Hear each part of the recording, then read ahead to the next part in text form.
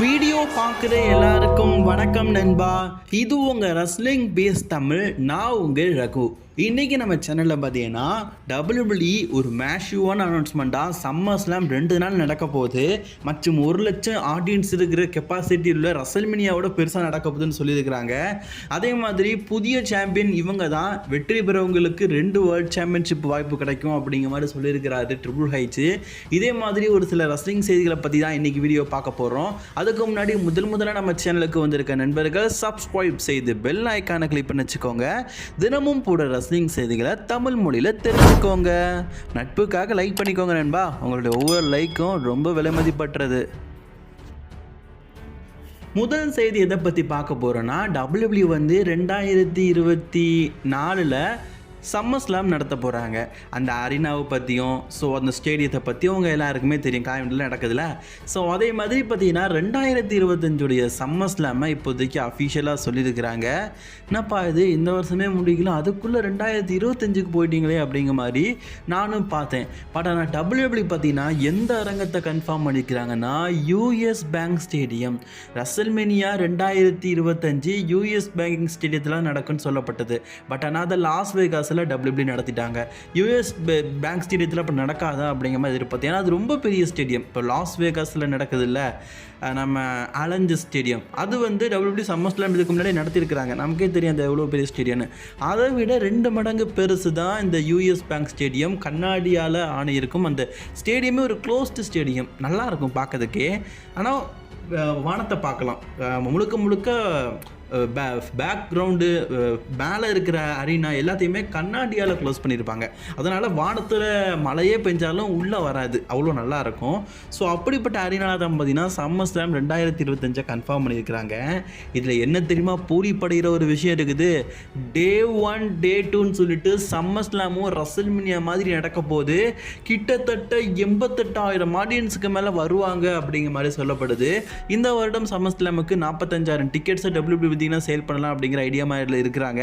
But ஆனால் அதுக்கு அடுத்த வருஷம் சம்மர் ஸ்லாமை பார்த்தீங்கன்னா எதிர்பார்க்காத அளவுக்கு இந்த அளவுக்கு பிரம்மாண்டமாக நடத்தணும்னு நினச்சிருக்கிறாங்க. WWE பார்த்தீங்கன்னா ரசல்மேனியா மாதிரியே சம்மர் ஸ்லாம்லேயும் ஒரு பிக்கஸ்ட் பேப்பரில் நடத்தணும் அப்படிங்கிற பிளானுக்கு வந்துட்டாங்க. அதுதான் இதோடைய முன்னோட்டனே சொல்லலாம்.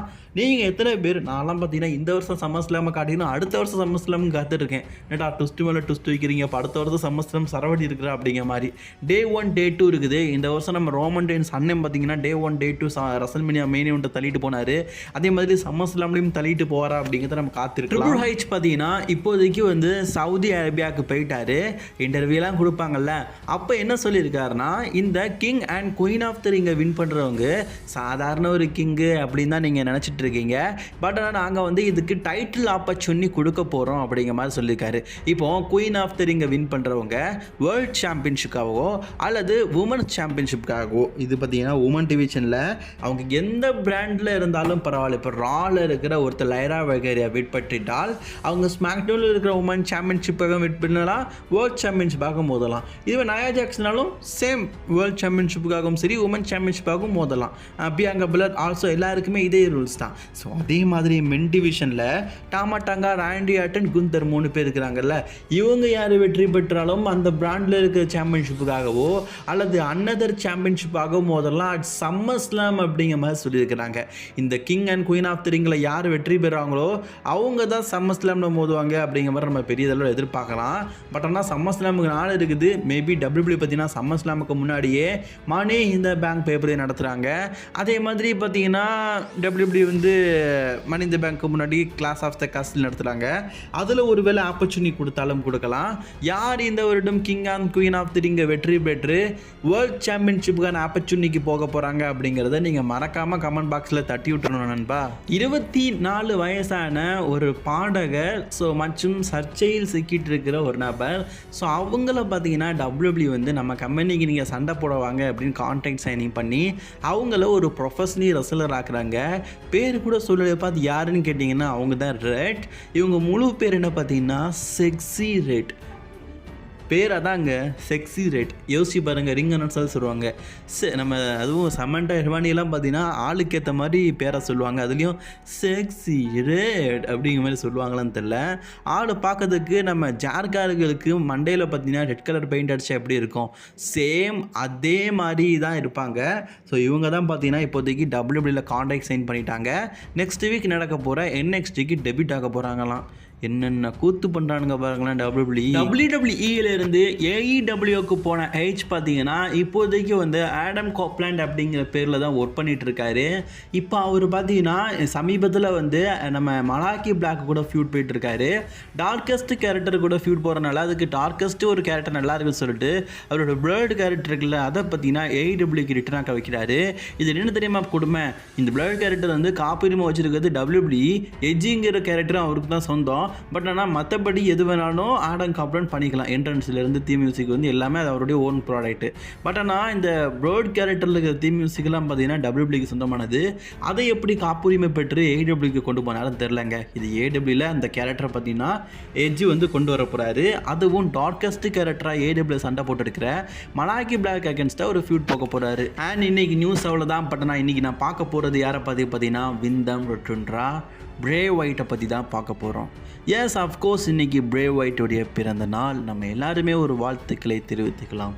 போன வருடம் எக்ஸ்ட்ரீம் ரூல்ஸ் அதுக்கு முந்தின வருஷமா சரி நம்ம எல்லாருமே பார்த்திங்கன்னா இந்த வயர்ட் ரேபிட் யாருன்னு சொல்லிட்டு காத்திருந்தோம். பட் ஆனால் அது யார் நமக்கு தெரிஞ்சதில்ல. ஸோ அதே மாதிரி நாளைக்கு WWE பார்த்திங்கன்னா நாளைக்கு கரெக்டாக பார்த்திங்கன்னா சவுதி அரேபியாவில் வந்து ஒரு ஷோ நடத்துகிறாங்க. கரெக்டாக பார்த்திங்கன்னா அதில் தான் வந்து அங்கிள் ஹவுடி ரிட்டன் ஆவார் அப்படிங்கிற மாதிரிலாம் சொல்லப்படுது. இப்படி பிரே ஒயிட்டுடைய மலரும் நினைவுகள் பார்த்திங்கன்னா ஏதாவது ஒரு மூலையில் WWE தினம் பார்த்திங்கன்னா வந்துக்கிட்டே இருக்குது. நான் கண்டிப்பாக மிஸ் பண்ணுறேன். ஃபின் கேரக்டர், ஃபன் ஹவுஸ், பழைய பிரே ஒயிட்டை நான் ரொம்ப மிஸ் பண்ணுறேன். பிரே ஒயிட் ரிட்டன் ஆகாமல் இருந்திருந்தால் கூட அந்த ஃபீலிங் தெரிஞ்சிருக்காது. ரிட்டன் ஆகி நம்ம அதெல்லாம் பண்ணுவார், பெரிய ஃபியூட்லாம் வரும் அங்கிள் ஹவுடி அப்படிங்கிற மாதிரி எதிர்பார்த்து போனார்ல, அது உண்மையிலேயே பார்த்திங்கன்னா ஒரு வருத்தமான செய்தியாக தான் எனக்கு இவ்வளோ நாள் இருக்குது. பிரே ஒயிட்டை பற்றி எனக்கு ரொம்ப பிடிச்ச ஒரு விஷயத்தை நான் உங்ககிட்ட ஷேர் பண்ணுறேன். பிரே ஒயிட்டோடைய ஃபஸ்ட்டு ஃபியூட் கெயின் கூட. ஸோ அந்த மேட்ச் பார்த்தீங்கன்னா ஃபயர்ஃப்ளை இன்ஃபர்னோ மேட்ச். ஸோ அதை பார்த்தீங்கன்னா கொஞ்சம் டிஃப்ரெண்ட்டாக பார்த்தீங்கன்னா WWE மேக் பண்ணியிருந்தாங்க. அந்த மேட்சை பொறுத்த வரைக்கும் ஸ்டேஜை சுற்றி பார்த்திங்கன்னா இன்ஃபர்னோவாக நெருப்பு வந்துக்கிட்டே இருக்கும். ஸோ அந்த மேட்ச்சில் பார்த்திங்கன்னா கெயின் வந்து 6 தடவை பார்த்திங்கன்னா சாக்ஸ் இல்லாமல் தொடர்ந்து பிரே ஒயிட்டுக்கு போட்டிருப்பாரு. ஸோ அதில் வந்து மேட்சை முடிச்சிடுவாங்கன்னு நினச்சேன். பட் ஆனால் லூகார்பா, எரிக் ரோவன் 2 பேரும் பார்த்திங்கன்னா கோணிப்பையை போட்டு அந்த தீ அணைச்சி உள்ளே போய் பார்த்திங்கன்னா கெயின் அட்டாக் பண்ணி அதில் பிரே ஒயிட் வின் பண்ணுற மாதிரி காட்டியிருப்பாங்க. ஸோ இதை பார்த்திங்கன்னா நம்ம பிரே ஒயிட் வந்து அந்த அத்தோடி டீம் கூட ஃபியூட் போகும்போது அத்தோடி கூட லைட்டாக சேர்ந்து ஃபியூட் போகும்போது அப்போ கெயின் பார்த்தீங்கன்னா நம்ம பிரே ஒயிட்டை தடுத்து நிறுத்துவார். அப்போ சொல்லுவார், யூ ரிமைனிங் ஃபயர்ஃப்ளை அப்படிங்கிற மாதிரி சொல்லியிருப்பார். சாரி, அது ஃபயர்ஃப்ளை இல்லை, இன்ஃபர்னோ அப்படிங்கிற மாதிரி சொல்லியிருப்பார். ஸோ அதுக்கு கெயினும் பார்த்தீங்கன்னா ஐ நோ இன்ஃபர்னோ மெனி அப்படிங்கிற மாதிரி சொல்லியிருப்பார். அதாவது நீ பார்த்ததை விட நான் ரொம்ப அதிகமாக பார்த்துருக்கேன் அப்படிங்கிற மாதிரி சொல்லியிருப்பார். ஸோ அந்த தருணங்கள்லாம் பார்த்திங்கன்னா உண்மையிலேயே எனக்கு வாழ்நாளில் மறக்க முடியாத ஒரு தருணங்கள். கெயினுக்கும் பிரே ஒயிட்டுக்கும் ஒரு மேட்ச் நடக்கணும் அப்படிங்கிற மாதிரிலாம் எனக்கு தோணுது. பட் ஆனால் பிரே ஒயிட் இல்லை, அது வருத்தம் தான். கண்டிப்பாக அங்கிள் ஹவுடி ரிட்டன் ஆனால் பிரே ஒயிட் கூட ஒரு மேட்ச் விளாடலாம்ப்பா. கரெக்ட் தானே? ஓகே ஃப்ரெண்ட்ஸ், இன்றைக்கி அந்த செய்திகள் அவ்வளோதான்.